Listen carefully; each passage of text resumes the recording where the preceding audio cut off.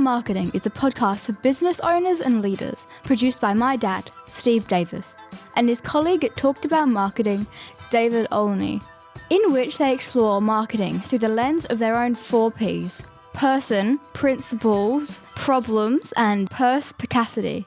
Yes, you heard that correctly. Apart from their love of words, they really love helping people. So they hope this podcast will become a trusted companion on your journey in business.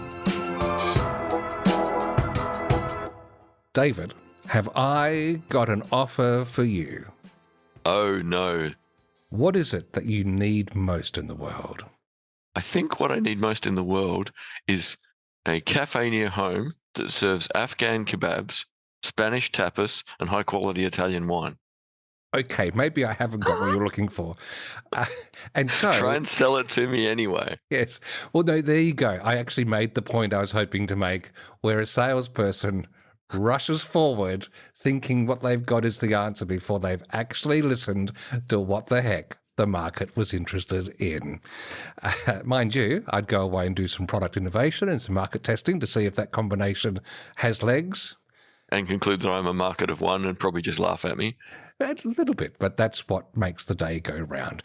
This is Series 3, which we're embarking on. They said it would never happen as well. And we are diving in for the whole series in our last segment of Perspicacity into an amazing stream of sales discussion. But first, let's look after the person listening to this in just a moment with our first segment to kick off Episode 1, Series 3.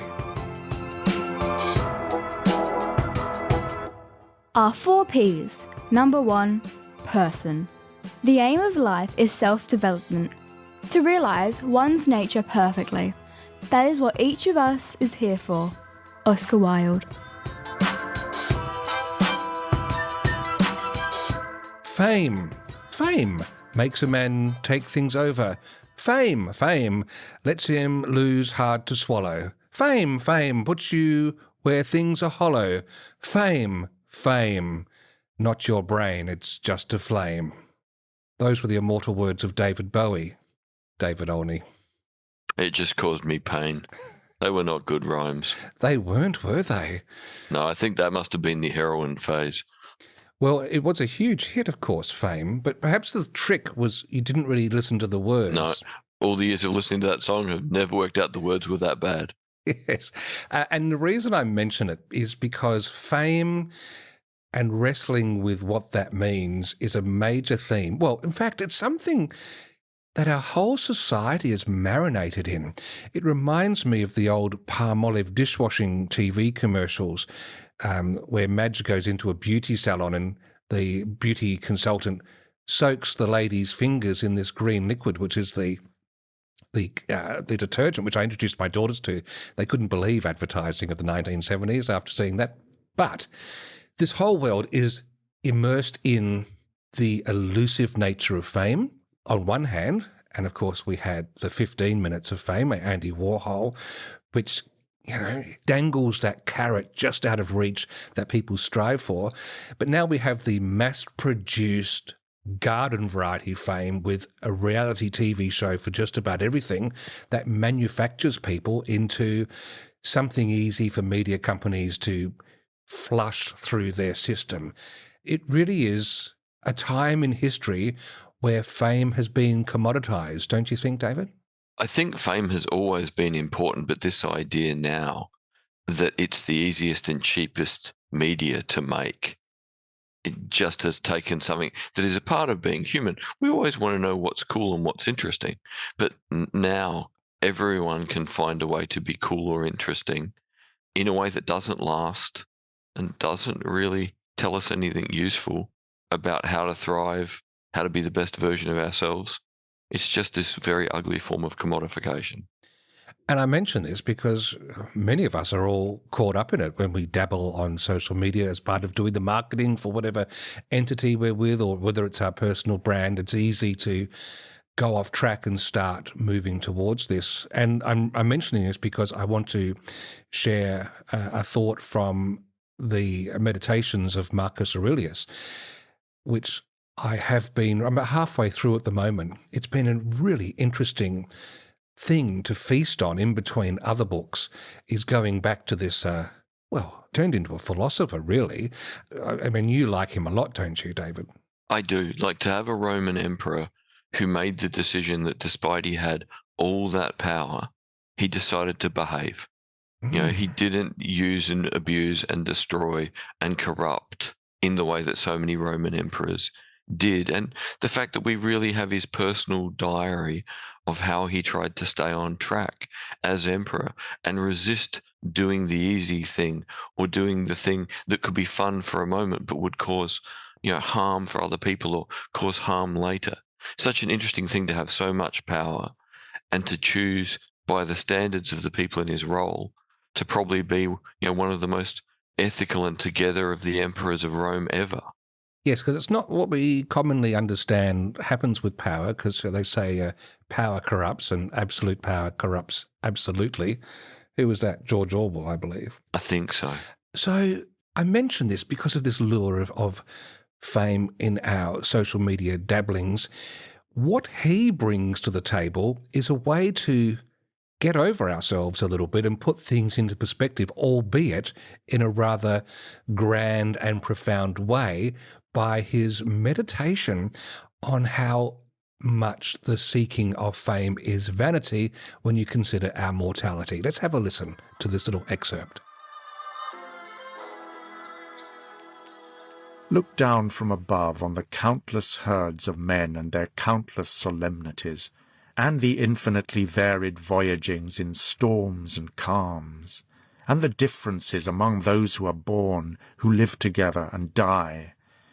And consider, too, the life lived by others in olden time, and the life of those who will live after you, and the life now lived among barbarous nations, and how many know not even your name, and how many will soon forget it, and how they who perhaps now are praising you will very soon blame you, and that neither a posthumous name is of any value, nor reputation, nor anything else. It's pretty dour for today's tastes, isn't it, David, to ground our sweeping away for a moment's flurry of clicks and likes, etc., to think, well, actually, we might not be here tomorrow. And if we're not, how long will we be remembered? It's something we don't tend to dwell upon. It seems too extreme in today's age. Would you agree? Absolutely. It seems to me that where we're stuck today is we've thought that vanity is the path to immortality. And, we've done the opposite of what Marcus Aurelius worked out. With so much power, he could have done vain things that changed the world and left it in a worse state.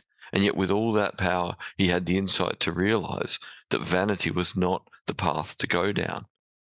If you've got power, if you've got the ability to change things, you better do them for a more reasonable thing, because that in the long run is really what will last. Is that if you have an effect on the world that is positive, that's the bit that will stick.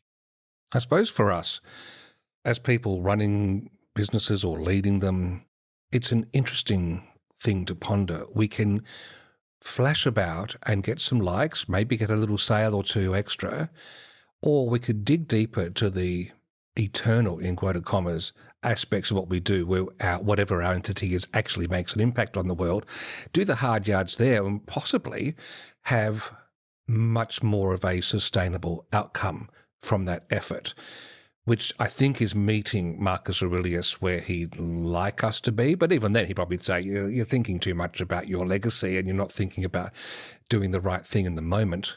What I take from this, if you get a chance to read or listen to the meditations, is it just keeps us holding on to what's current rather loosely.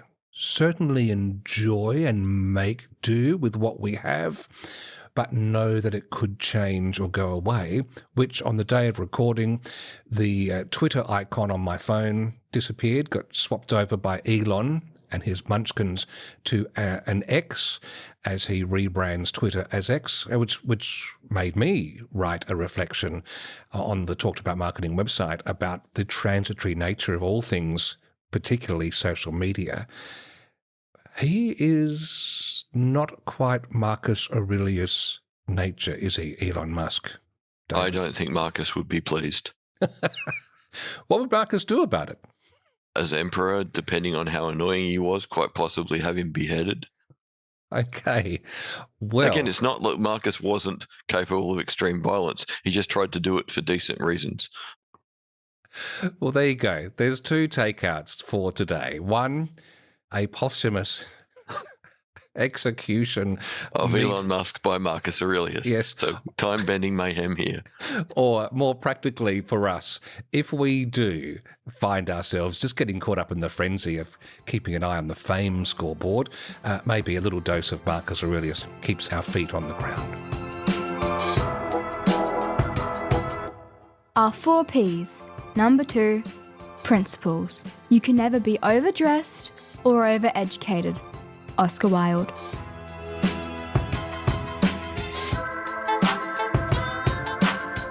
In the principles section for this episode, we're turning to a book that I stumbled upon by Ray Edwards. It's called How to Write Copy That Sells.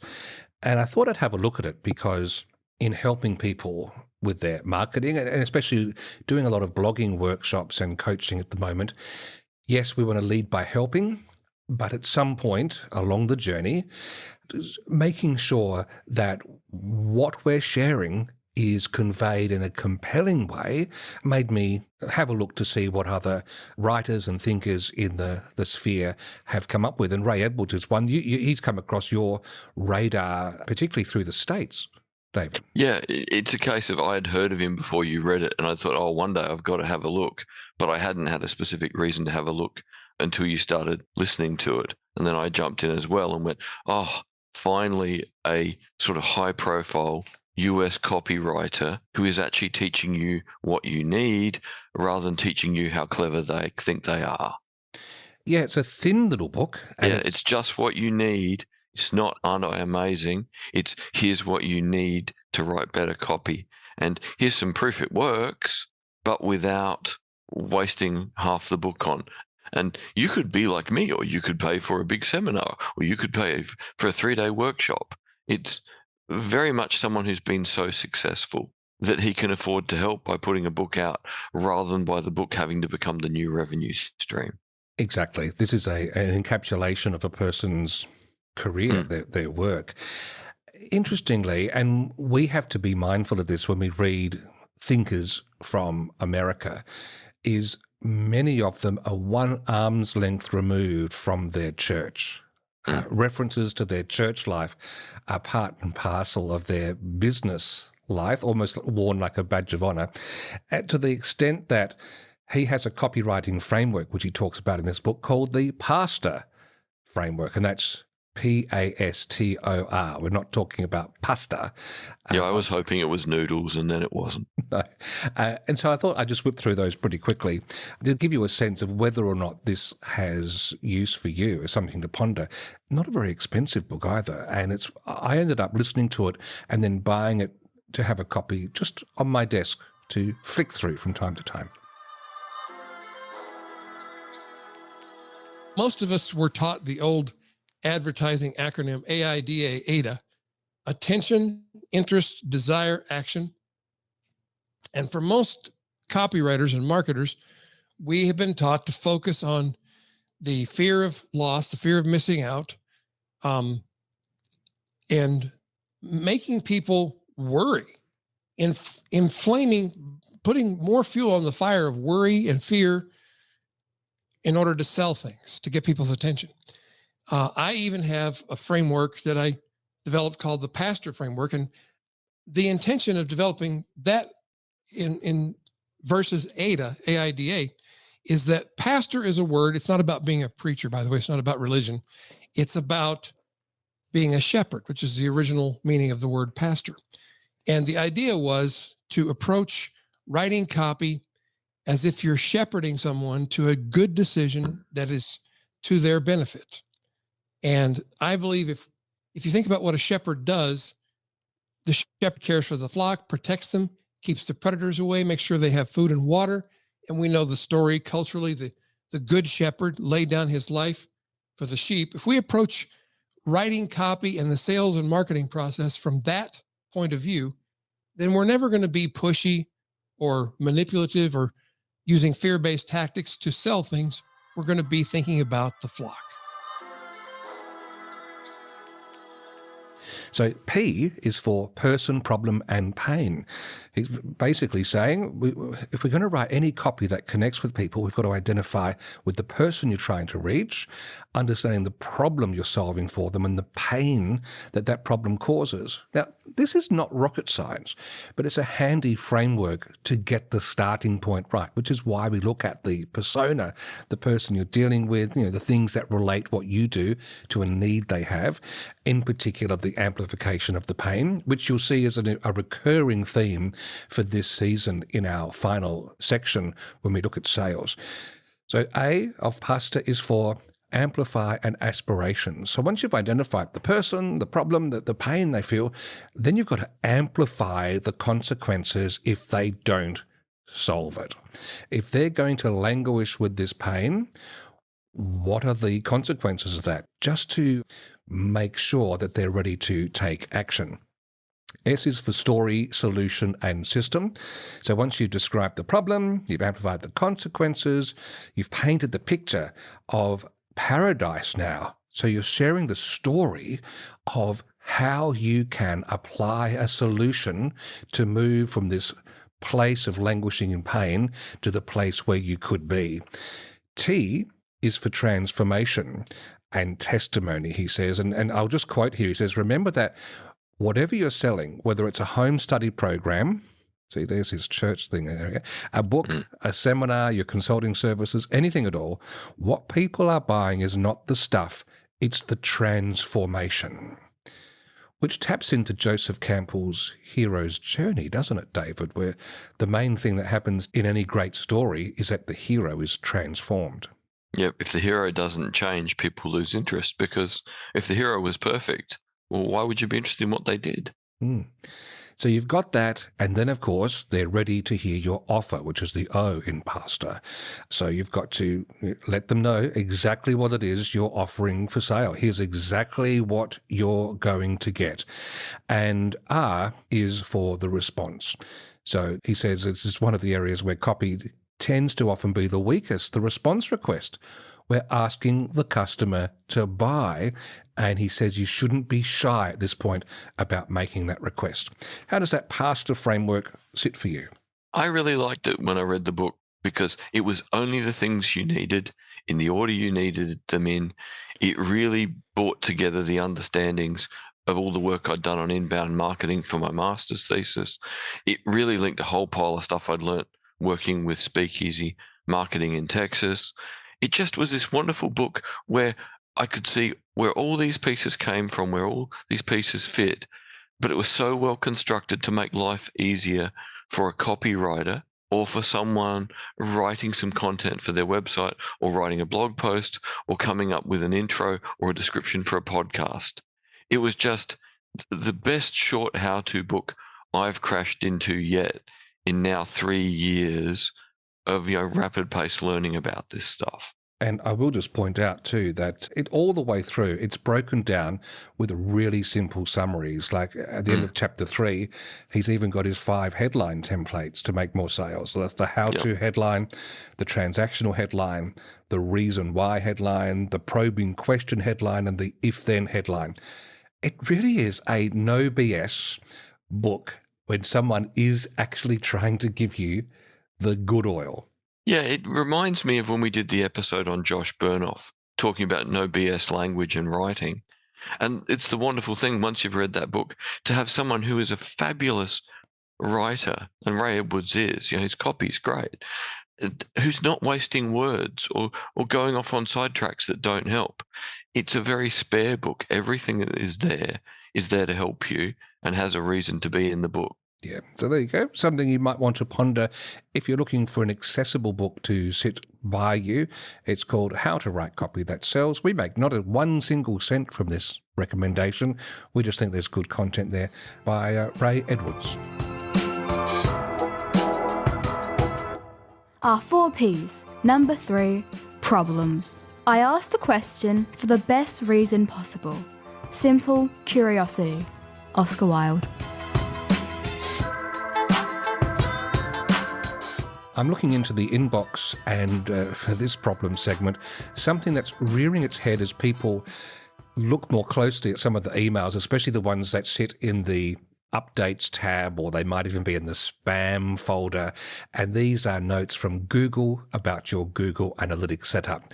As we know, as of July the 1st this year, 2023, Google had shut down the old version of Google Analytics and made Google Analytics 4 the only version that is collecting data.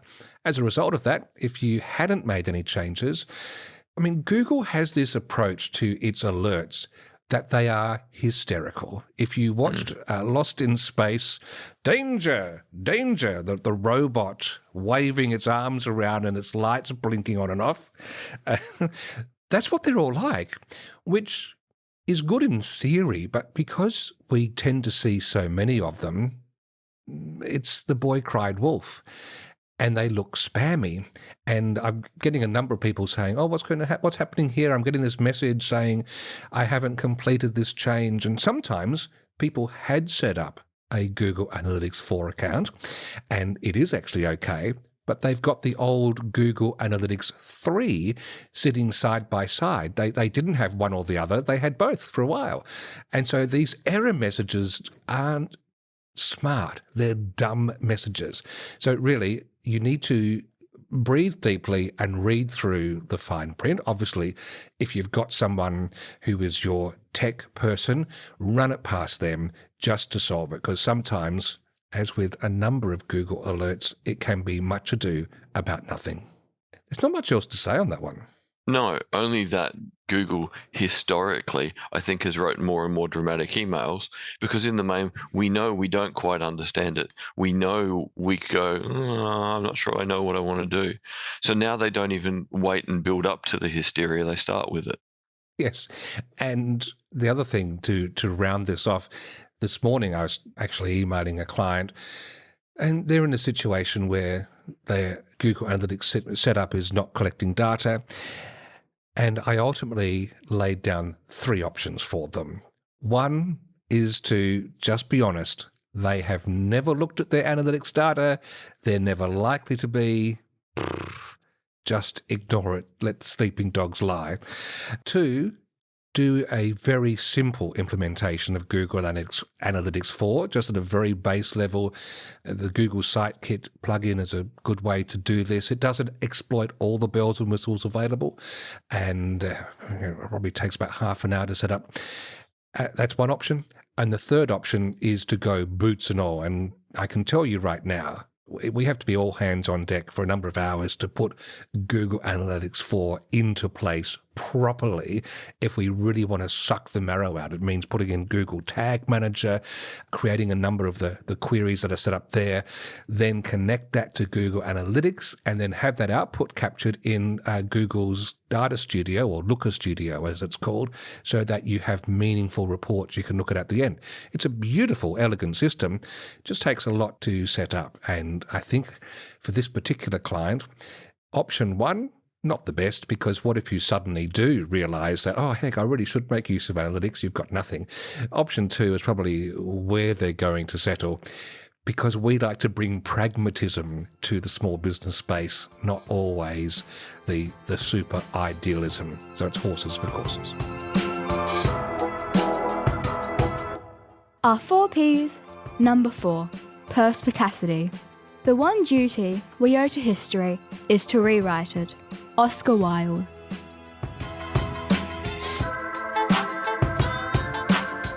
David Olney, if you had to teach a kid to ride a bike, why can't you do it in a seminar? Well, I would have thought this was a practical question until I actually read the book. But what I would think is you can't teach a kid to ride a bike at a seminar because they're going to get all shy in front of all the people. And everyone's going to have different ideas, and they're going to get overwhelmed, and they're going to put the helmet over their eyes and hide under a seat. Perfect. That is the opening for this series of 9 parts of the Perspicacity segment, this series, where we're looking at a book by David Sandler called You Can't Teach a Kid to Ride a Bike in a Seminar. And it is his story of how he developed the Sandler selling system, which he learned through the School of Hard Knocks. He had some psychological input along the way, and he basically came up with a take on selling that isn't horrible. It involves persuasion, but it's not brute force bluntery and rote hope that old selling systems are. And so as part of this, he comes up with a concept called the Sandler submarine, which has 7 parts to it. And so for episodes 2, 3 through 8, we will cover those. But I thought we should just set up why David and I have been quite enamored of this man, David Sandler. What is it that has impressed you by his work, particularly as captured in this book? Well, I think there's 2 parts to that question. First, how did I crash into Sandler? And then why was I impressed once I found it? So the reason I crashed into it is because I kept seeing the same thing, whether it was here working with you or working in America. And that was so many people make an amazing product. Then they talk to really good marketing people like us. And at some point, someone has to deal with a sales team. And the sales team seemed to have a different history of using different tools and interacting with people in a different way. And I saw this constant tension where the people who made great products and the people who did great marketing got things to the point where they went, okay, well, all we have to do now is let the salespeople get on with it. And they were very often disappointed or dismayed by how sales was handled in a traditional way, because it took good products and it took good marketing and then turned them into a pressure cooker of you're going to buy, you're going to buy, you're going to buy, because I'm going to pressure you into buying. And most of us don't like that. And as I found when I was doing the research for my master's thesis on inbound marketing, the guys at HubSpot would basically say that pressure selling was dead by 2005 at the latest. It just doesn't know it's dead. And I certainly knew that was true from all my research, and seeing that pressure selling wasn't working here, wasn't working in the US, and lots of people would come up with, no, you can sell this way, no, you can sell this way. But most of these books seem to me to be only about making the author rich and about some sales model they'd used in one industry for one short period of time. It had made them very rich, but then didn't really look transferable. And then with my job in America, we were looking to start retraining our salespeople. And, I'd been asked by Rich, the founder of Speakeasy Marketing, to go, okay, go find stuff on sales that doesn't make your skin crawl, that you actually think is credible and actually treats people with respect. And I'm like, this is going to be quite a task, because I knew my dad had always done sales in this respectful, human-centered way. And I asked him, how did you come up with that approach? He said, I just did it. I'm like, oh, great.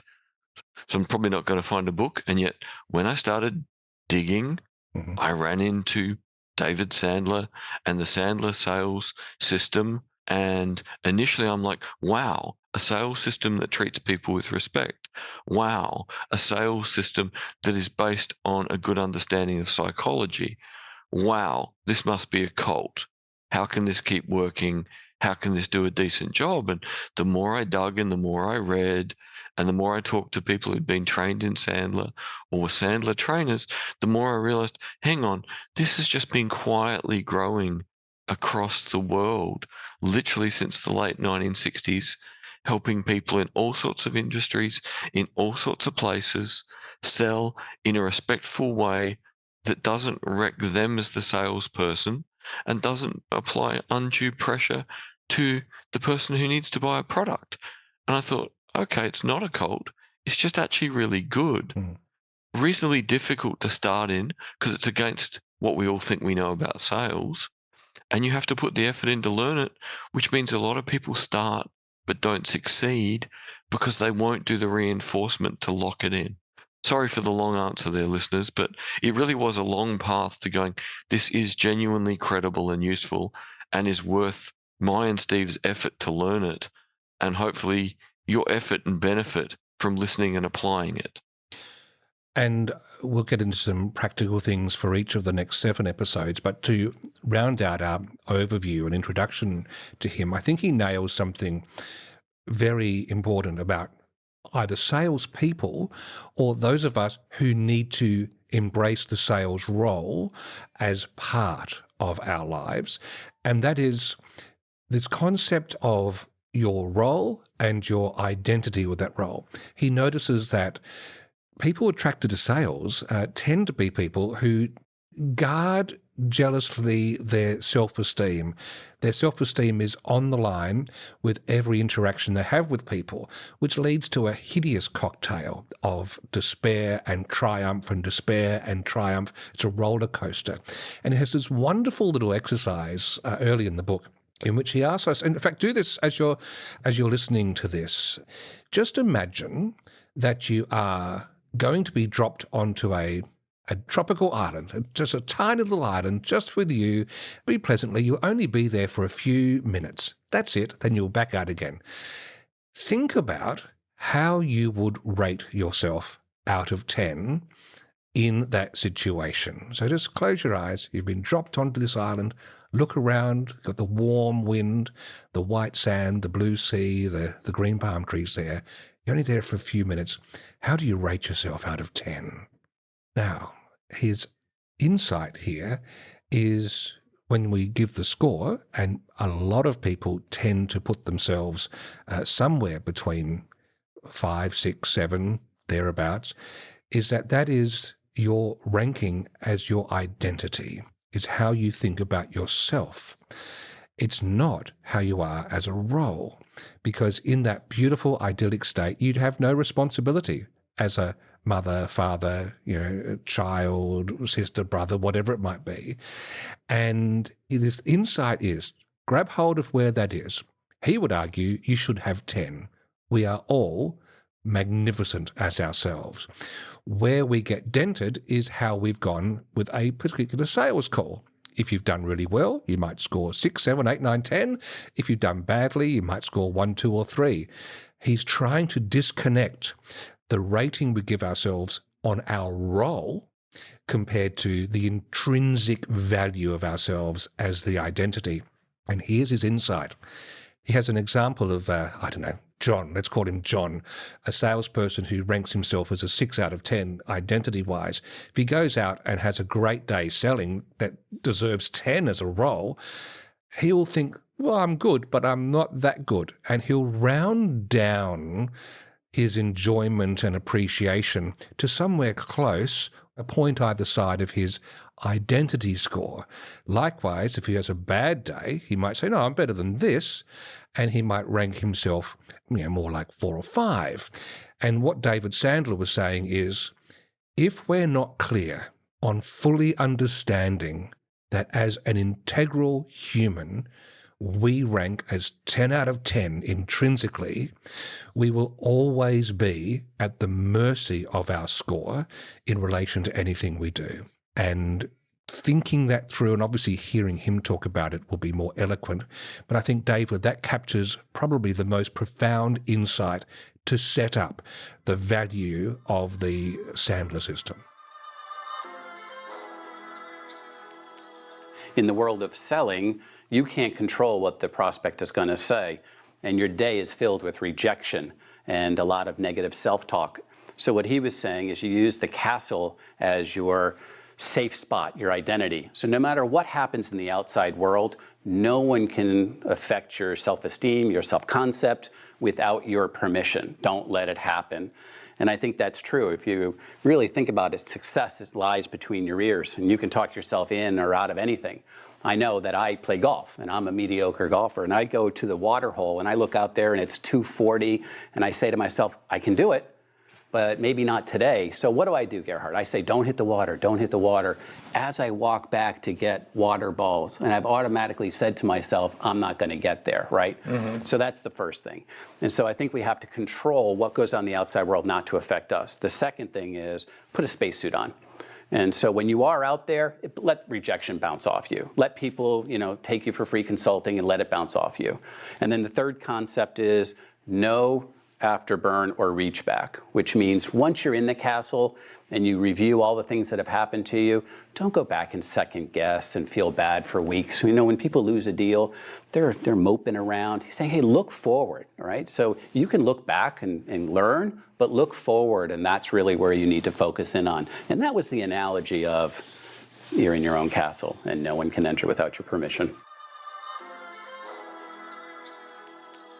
You have to make peace with this idea before you can use the rest of the book, because doing sales well or badly makes you feel very vulnerable. And it's something that you and I talked about. Hey, here we are as marketing guys, but we realized, but even we have to go out and sell our marketing ability. And is it one of the most uncomfortable things we have to do in our job? Yeah. Why? Because when we're doing marketing stuff, we know we're pretty talented. But when you have to go and sell what you can create, you've got the vulnerability of rejection. And, when I was teaching at university and I was teaching stuff to do with security, I came across all this literature about what's called moral injury. And it's that people in a lot of emergency services professions in the military, the harm they suffer is not post-traumatic stress. It's moral injury for seeing and having to do things that make them feel diminished. And I realized when I listened to the Sandler book that this is what he'd got his head around 40 years earlier, literally 40 years earlier. Hang on. Your identity is always fine. You are always you, and you are always the amazing you are. Your role is a different thing. Your role is what you do during the day. And you can do your role well, or you can do it badly. And sometimes you need to learn new things to do your role well. But that doesn't ever diminish you as the integral person you are outside of your role and in the world broadly. And it's such a powerful idea. And even if it takes you a couple of days to go out and buy the book and to start reading along with us, please go away and reflect on the fact that whatever number you give yourself for your identity, you are never less than that. Like, I struggle to give myself a number higher than 8 out of 10. I don't know why. I'm going to keep thinking about that. But, I feel comfortable calling myself an 8 out of 10 as a human being. And I'm not sure why I don't give myself the 2 extra points. But I'm just glad I didn't give myself a 4. Exactly. And I think this is fitting for the Perspicacity segment, which is thinking about how we think about things, is how we think about ourselves, and get that embedded. So let's close with this thought, because I know there's a certain voice that some listeners will have, is that, well, if I gave myself a 10 out of 10, there's no room to grow. And David Sandler has a wonderful comeback to this. He tells the story of being in a group saying, okay, let's just work this through. Imagine you are a seed, okay? So a seed of a rose plant. How do you rank the seed as far as its identity? Its rosiness. Yes. And people say, well, obviously it's a 10, because how could it be anything other? It's a 10 out of 10. So you then plant that seed and it sprouts and you have these stems growing. What do you give them? Well, 10, obviously, because there's nothing wrong with them. They're perfect stems. And then when the rose flower forms, it's there. It's a rose. It gets 10. And he's making the point that you can be 10 out of 10 at any point along the journey. It doesn't mean there's nowhere else to grow. And on that, I hope this little journey, episode 1 of series 3, has planted a seed in your mind. Whether or not, it'd be great if you read along with us, but whether or not you do, I hope there'll be plenty more that will sprout from this. Thank you for listening to Talking About Marketing. If you enjoyed it, please leave a rating or a review in your favourite podcast app. And if you found it helpful, please share it with others. Steve and David always welcome your comments and questions, so send them to podcast@talkedaboutmarketing.com. And finally, the last word to Oscar Wilde. There's only one thing worse than being talked about, and that's not being talked about.